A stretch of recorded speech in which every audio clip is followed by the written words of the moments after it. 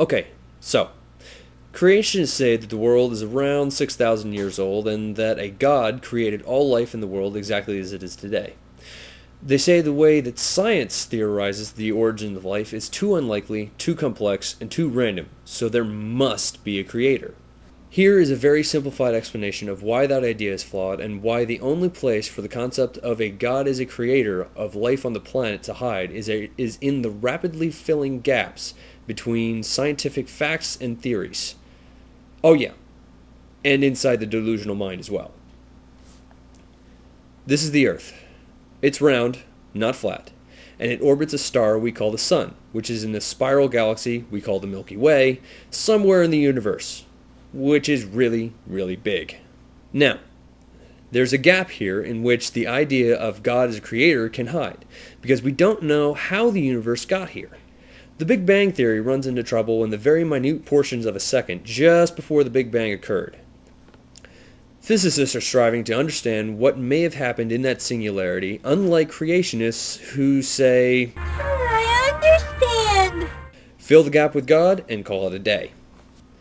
Now, it's a very rough estimate to say that there are between 1 billion and 30 billion planets in our galaxy, and about 100 billion galaxies in our universe, judging by the small percentage of the universe we've been able to observe so far.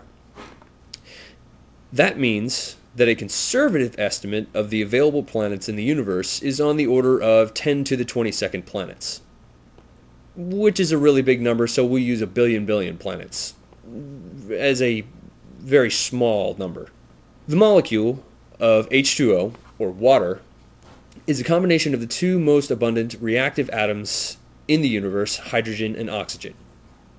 For liquid water to exist on the planet's orbit has to be in the so-called Goldilocks region.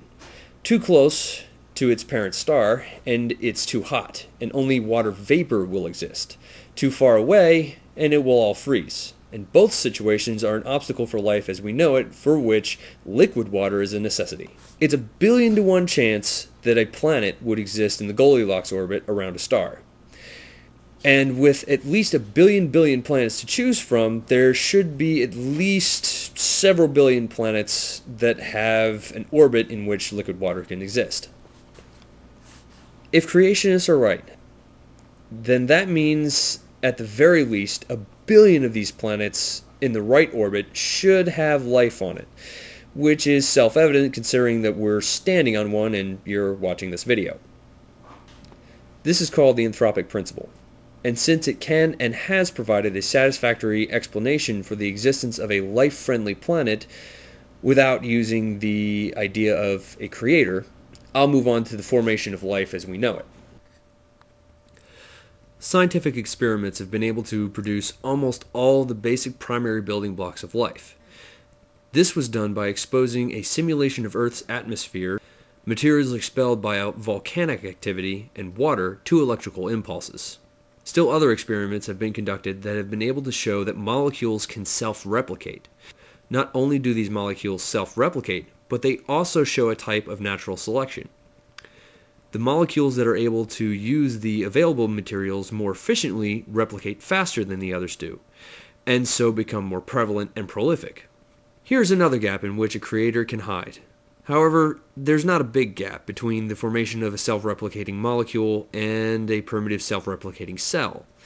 And science is at least trying to fill that gap with something more substantial than the invisible sky fairy. After the formation of a primitive cell, though, biological evolution becomes the driving force behind the formation of more complicated life. Here's a gap that used to be filled with God, and is now being filled by science.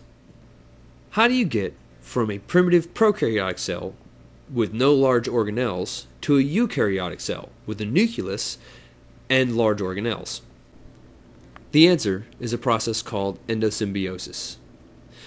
The theory is that a primitive cell, probably an amoeba-like cell, engulfed a primitive prokaryotic cell in an attempt to gain nutrients from its environment. The engulfed prokaryotic cell then rendered a service by producing nutrients that the amoeba cell would normally have to gather from its environment. In return, the amoeba-like cell provided everything else to the engulfed cell it required to stay alive and reproduce. This theory is supported by the fact that two types of cellular organelles, mitochondria, the energy producer in all eukaryotic cells, and chloroplast, the organelle in plant cells responsible for photosynthesis, have their own DNA.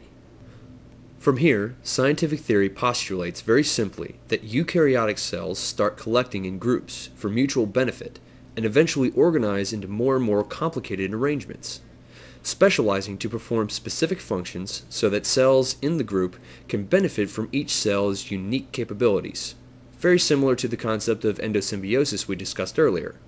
Thus, multicellular organisms emerge. These multicellular organisms then themselves become specialized to exploit a natural phenomena that allows them to breed more efficiently, gain an advantage in gathering nutrients from the environment, or avoid being gathered as nutrients from an environment, which is the basis for biological evolution.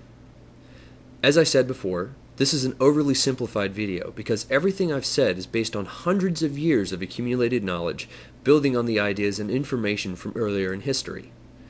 Science is attempting to understand the natural phenomena that spawned the idea of God in the first place. In doing so, science in a roundabout way is eliminating the need for a God for an explanation for anything. Very sound, rational explanations for most everything that religious people say God is responsible for, not just in the cosmological and biological, but in the societal sense as well, are being provided by science. This is the reason that religion is having to become more and more cryptic and obscure in the face of questions being asked, because science is answering and religion has to repeat itself over and over using different language. A religiously faithful person who says, "I don't have a problem with the theory of evolution or science," has not actually given thought to the implications of scientific advancement. If there's nowhere left for the creator explanation to fit in the universe, then there's no reason to worship it. In the face of scientific discovery, religion's only purpose in civilized society will be the empowerment and employment of clergymen, whose only job it is to continually convince ignorant people that there's something fundamentally wrong with being human, and that praying to their God, who made them with the flaw in the first place, will fix them. I don't know if there is or is not a God, and I'll never claim to have that knowledge. But what I do know is that there is no actual evidence to support the worship of a creator, besides blind tradition, mental conditioning, or just plain old insanity. And what really bothers me is the fact that a union of pious clergymen and ambitious politicians use the unsubstantiated idea of a creator to wield power over my life through manipulation of an ignorant electorate. Just something to think about. I saw a squirrel. He was doing like this.